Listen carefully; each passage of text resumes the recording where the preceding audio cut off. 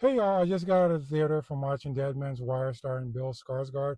And honestly, it was an incredible film. I really enjoyed this one. Quick spoiler warning, this film centers on a man by the name of Tony Kurititz who kidnaps the president of a mortgage company that gave him a bad deal on some land that he helped develop. Back in 1977. What surprised me the most is that this film was based on a true story. I had no idea this actually happened, and that alone pulled me in even more.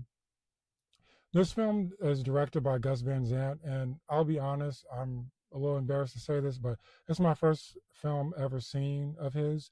Um, that's changing immediately because the direction and the control here are phenomenal. From start to finish, I have no complaints. It might be too early in the year for this kind of talk, but Bill Skarsgård deserves serious award considerations for this role. We're used to seeing him as our horror icon of this generation, so I understand why he was cast, but this was a real person he was portraying, and he captured the nuances perfectly. I never fully felt like Tony was a villain. What he did was wrong, of course, but once you peel back the layers, it's hard to not understand his rage and even harder to feel sympathy for the man he held hostage. Um, Dacre Montgomery was subtle but impactful as Richard Hall. Al Pacino plays his father and does a great job making you absolutely hate him. And Coleman Domingo, excellent as radio host Fred Temple, helping Tony vocalize his thoughts during the standoff. The pacing was great throughout it. Within the first 10 minutes, you're already locked in. Even during the calmer moments, the tension never really disappears. The cinematography is incredible. I love films set in specific time periods that fully commit to the look, and this movie nails it.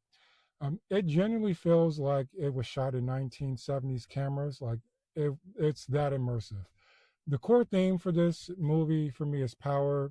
Tony is a blue collar man trying to do something positive for his community, only to have that power stripped away by the people, with money and influence. When he takes Richard hostage, it's the first time he felt empowered in a long time, you can tell. And watching that power dynamic flip is fascinating. A man who had everything is suddenly a heartbeat away from losing it to a man who has nothing. You know, I hate this movie got no promotion, and I hate that it was released in January. Films like this deserve better. It's easily one of the best movies I've seen this year. Granted, it's only January, so I get it. I'm giving Dead Man's Wire a 9 out of 10. All right, y'all. That's it for my review. I'll be back in a few hours with my review for the Bone Temple. Until then, peace.